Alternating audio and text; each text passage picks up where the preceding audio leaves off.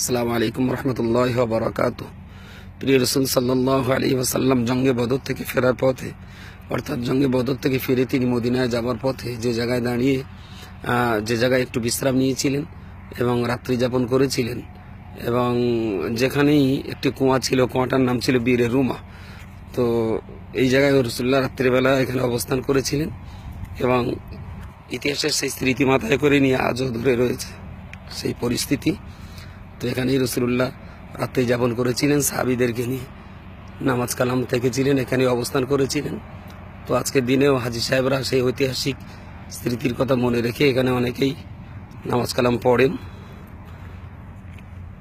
রাসূল পাক সাল্লাল্লাহু আলাইহি সাল্লাম ঠিক যে জায়গাটাতেই সাহাবীদেরকে নামাজ পড়েছিলেন, সেই জায়গাটায় কিছু হাজী সাহেবান তারা নামাজের মুসাল্লা বিছিয়ে দিয়েছেন।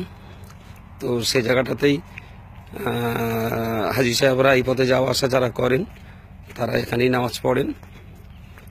তো ইতিহাসের সেই স্মৃতি মনে করলে খুব ভালোই অনুমান করা যাবে যে কতটা কষ্ট, পরিশ্রম আর মেহনতের ভিতর দিয়ে তবে ইসলাম আমাদের কাছে এসেছে।